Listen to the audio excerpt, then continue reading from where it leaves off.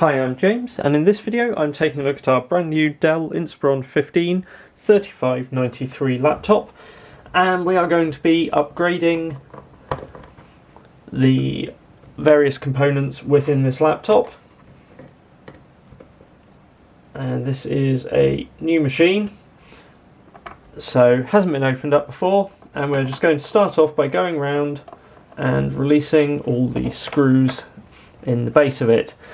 Unlike a lot of these machines, this particular model has a DVD drive, so we are going to start off by removing that. So this screw here, and possibly this one here as well, attach the DVD drive, and then with those removed we can just slot the drive out, and then underneath it there are two additional screws. Obviously if you have a version of the machine without the DVD drive, these screws will not be here. There may be an additional chassis screw. However, it's fairly self-explanatory to go around the base and remove all the screws that you can see. And what I'm doing is at the top here, as I take them out, I'm just laying them out because there are some different length screws used.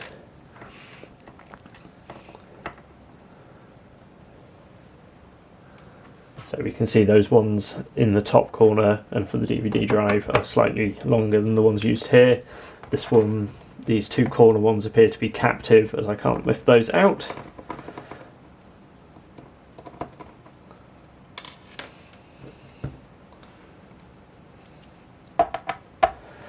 So this machine is one of the few laptops currently available in the UK featuring the Intel Ice Lake chips, so the true 10th generation Core i3 and i5 and i7 processors.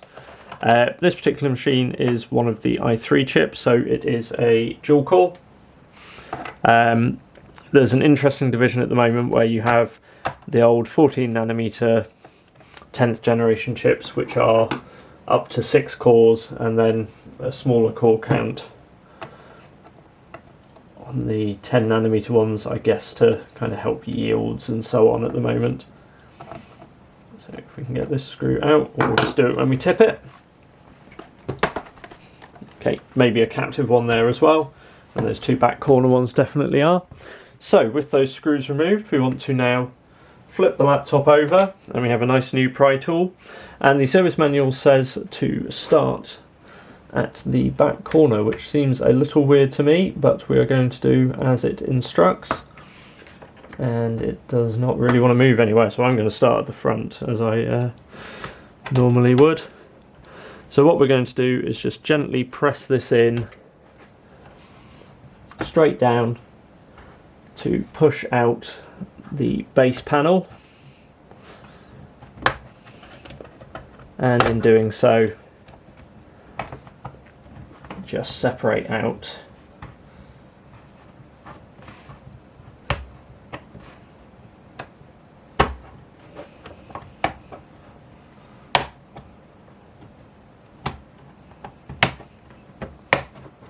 so as we work our way around there, you can see we're just releasing the clips.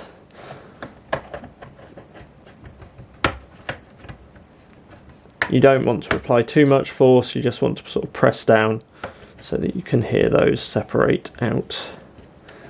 And with as much of that done as possible, we will now close the laptop back over, turn it back over, and then gently just lift that base panel up towards the back of the machine and off. Now that we're inside the machine, obviously the first thing we should do before proceeding any further is we are going to find the connector here for the battery, and we are just going to, so a little hard to see here, but we want to push this on each side just to pull this connector out of the battery socket. With the battery unplugged, then if we want to remove it completely, we have 4 screws holding the battery in.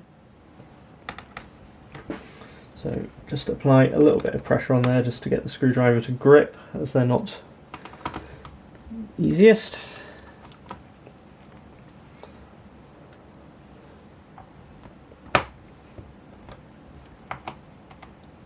So with those 4 screws removed, we can then lift the battery out.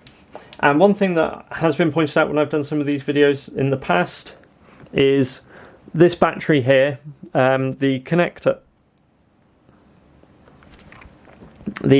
on the battery does not come with the replacement batteries, so you will just need to gently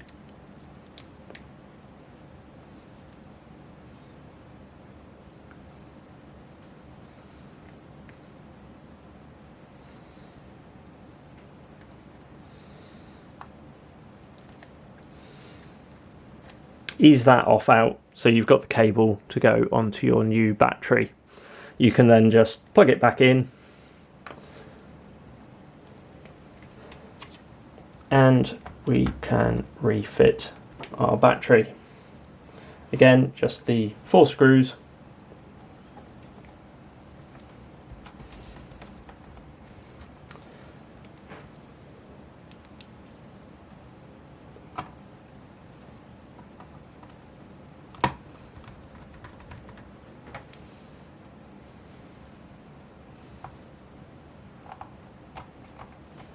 And with those back in,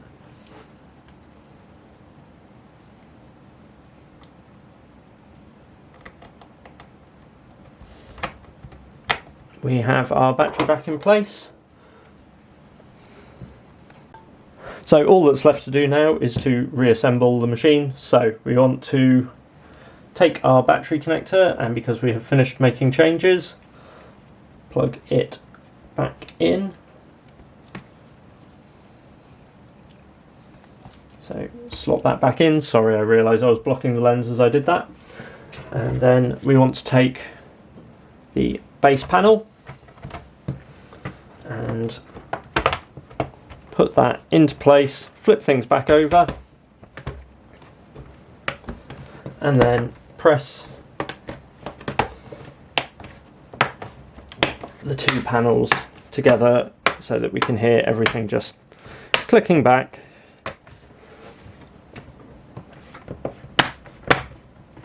Into place. And in doing so, this should all be, fit should be and finish, especially using a plastic pry tool. Do not use metal tools because they will mark up the plastic quite badly. But having done that, we can now close things back over. Obviously, with this kind of work, you are technically voiding your warranty, particularly if you're fitting upgraded parts or non-genuine parts. However, going through and doing this, there are really no warranty stickers or seals that are broken in this process. So as long as you take care and you use plastic tools which aren't going to mark the chassis in obvious ways, and basic precautions to avoid damage, you will probably get away with it in that regard. Obviously, if Dell say work out that the machine has been tampered with and refuse, that is at your own risk. However, for basic work like this and returning it to standard afterwards, we can get in and out of this without breaking any seals and without any obvious signs of entry on this sort of design. I hope you found this video useful. Do be sure to let me know any questions or comments you have. I will be doing some performance testing of this laptop as well. And yeah, let me know any questions. Hit subscribe if you'd like to see more videos. Like this video because it does help us a huge amount in doing so. And yeah, really just thanks for watching. And I hope we've been of some help.